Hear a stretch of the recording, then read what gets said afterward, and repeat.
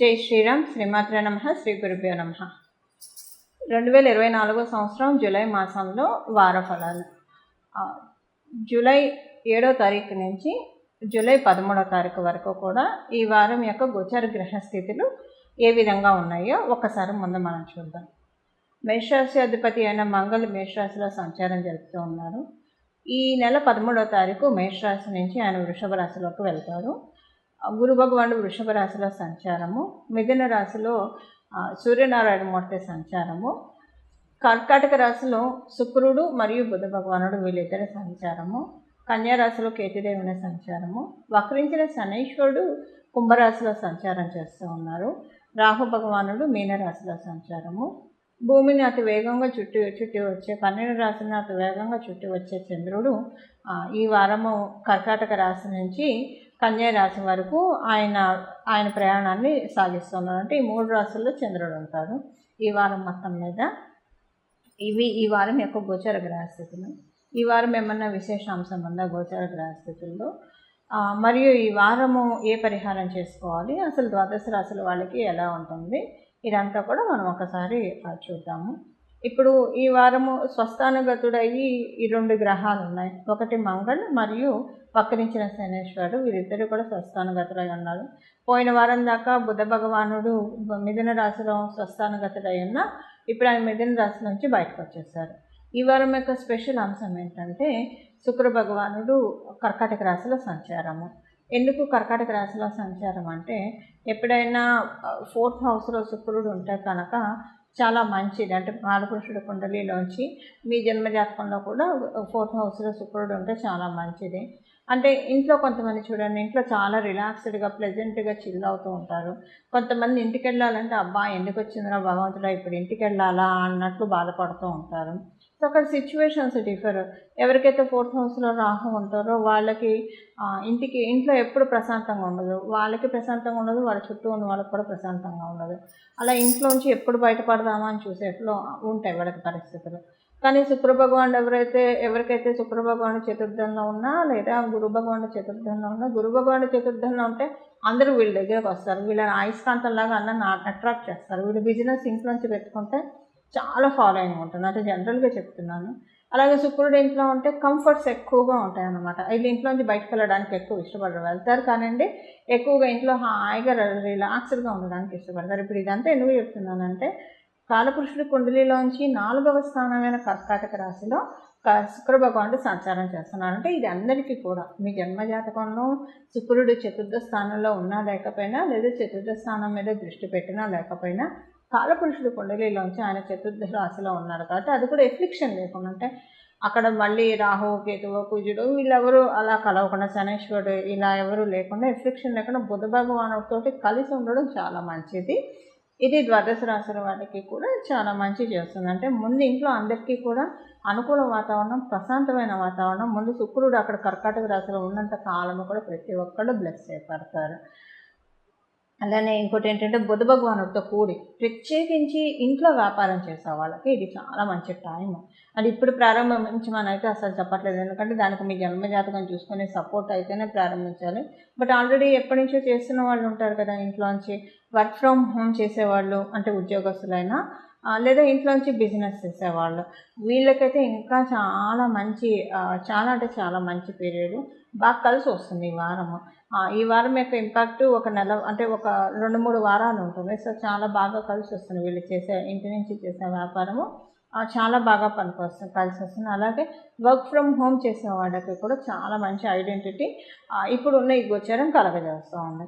ఇది ఇప్పుడు ఈ వారంలో ఉన్న గోచారం, అంటే మీ జన్మజాతకంలో బాగా ఉన్నా లేకపోయినా కూడా గోచారం మీకు 50% బఫర్ అయితే ఇస్తుంది.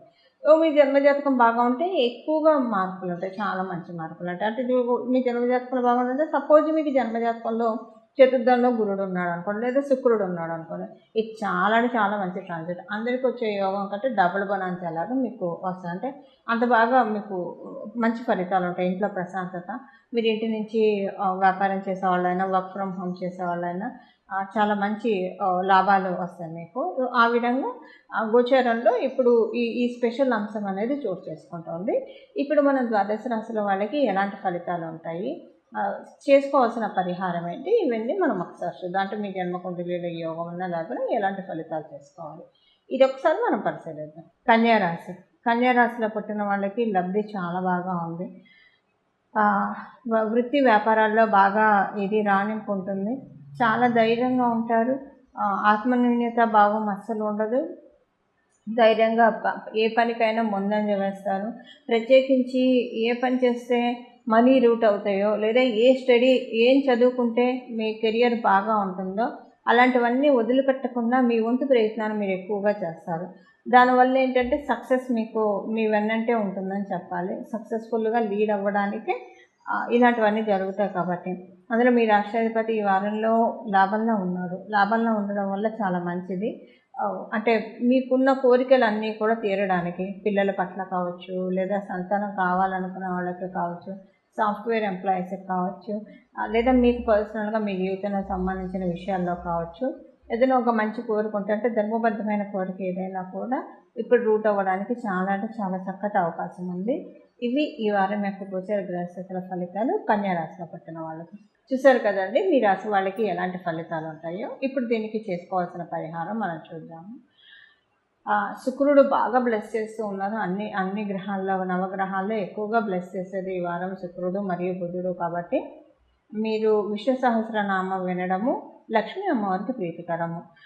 లక్ష్మీ అమ్మవారిని డైరెక్ట్గా పూజించడం కంటే విష్ణు సహస్రనామాలు ఎవరైతే వింటూ ఉంటారో అలాంటి ఇళ్లల్లో అమ్మవారు హరికి సంబంధించిన శ్రీమన్నారాయణ కథలు వినేవాళ్ళని, శ్రీమన్నారాయణని ధ్యానం చేసేవాళ్ళని, శ్రీమన్నారాయణ మంత్రాన్ని జపం చేసేవాళ్ళని, వాసుదేవుణ్ణి సర్వదా స్మరించేవాళ్ళని, భగవద్గీత వినేవాళ్ళని, అలాగే విష్ణు సహస్రనామం వినేవాళ్ళు అంటే అమ్మవారికి అత్యంత ఆప్తులు.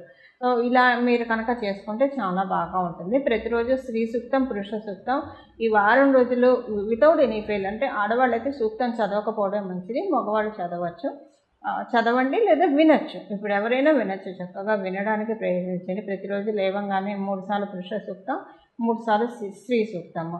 ఇలా చేయడం వల్ల శుక్ర భగవానుడు చతుర్థ స్థానంలో ఉంటూ మీకు చాలా చక్కటి యోగాన్ని కలిగిస్తారు. అలానే లక్ష్మీ అమ్మవారికి సంబంధించిన కనకదార స్తోత్రాన్ని, ఎందుకంటే బుధ భగవానుడు ఉన్నాడు కాబట్టి ఇక్కడ ప్రత్యేకించి ఈ రెమెడీ అయితే అస్సలు మిస్ అవ్వకండి.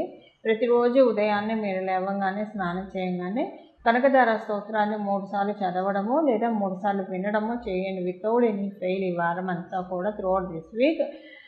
ఎందుకంటే ఇక్కడ లక్ష్మీనారాయణ యోగం ద్వాదశ రాశుల వాళ్ళకి ఏర్పడుతుంది. బుధుడు శుక్రుడు వీళ్ళిద్దరు కలయిక వల్ల. బుధుడు ప్రకృతికి సంకేతం కాబట్టి శుక్రుడితో కలిసి ఉన్నాడు కాబట్టి ఉసిరికాయ కూడా మనకి ప్రకృతి మాత నుంచి వచ్చింది. ఇక్కడ ఉసిరికాయ మనకి తెలుసు కదా. కనకదార స్తోత్రం అసలు ఎందుకు వచ్చిందో మనందరికీ తెలుసు, ఇది చెప్పక్కర్లేదు. ఒక వేద బ్రాహ్మణురాలు కనక శంకరాచార్యులు వారు వెళ్ళి భౌతి భిక్షాం దేహి అని అన్నప్పుడు ఒక వృద్ధ బ్రాహ్మణ స్త్రీ ఆవిడ దగ్గర ఏం లేకపోతే ఎండిపోయిన ఉసిరికాయ వేస్తుంది. దానికే శంకరాచార్యులు వారు చేసిన స్తుతికి అమ్మవారు కనకదారగా బంగారు ఉసిరికాయని కురిపించింది. అలాగా ఇప్పుడు కనకదార స్తోత్రం చాలా ఆప్ట్గా ఉంటుంది. మీరు ఇన్నాళ్ళు చేసుకున్నా ఇప్పుడు చేయడం వల్ల నిజంగా ఫలితాలు మీరు తీసేసుకుంటారు. అంటే ఒక్కొక్క స్తోత్రానికి కాలబలం, దైవబలం చాలా బాగా ఉన్న సమయం, అమృత గడియలు జరుగుతూ ఉన్న సమయం ఈ సమయము.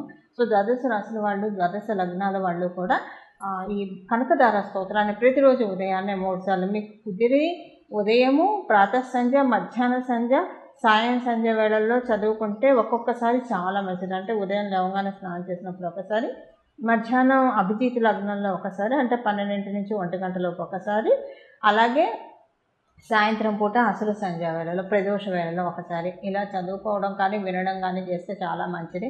పొద్దున మీరు స్నానం చేసి విన్నప్పుడు చదివినా, మీరు ఆఫీస్లో ఉన్నా, మధ్యాహ్నం పూట ఎక్కడ ఉన్నా కూడా మీరు చదవచ్చు, వినొచ్చు. ఇది చేయండి. ఇలా చేయడం లేదు, ఇదంతా కుదరదు, ఆఫీస్లో మేము మర్చిపోతామేమో అని వర్క్ దీంట్లో ఉన్నప్పుడు అన్నప్పుడు పొద్దున్నే 3 సార్లు చేయడానికి ప్రయత్నించండి. ఇది ఇలా చేయడం వల్ల చాలా అంటే చాలా చక్కటి సత్ఫలితాలు. శుక్రాచార్యుల వారి చతుర్థ స్థానంలో ఆ బుధ భగవానుడితో కూడి ఉండడం అనేది చాలా మంచిది. దానికి సంబంధించిన ఫలితాలు పొందడానికి మీరు ఖచ్చితంగా ఈ రెమెడీస్ చేయండి. రెమెడీస్ చేయడం వల్ల మీ జన్మజాతకంలో లేకపోయినా డెఫినెట్గా 50% మీకు అనుకూలతలు, కుటుంబ పరంగా ఏదన్నా కొనుక్కోవాలన్నా, వెహికల్ ఇలాంటివి కొనుక్కోవాలనుకున్నా దేనికైనా సరే ఇది సహకరిస్తుంది. మంగళం. నమో భగవతే వాసుదేవాయ.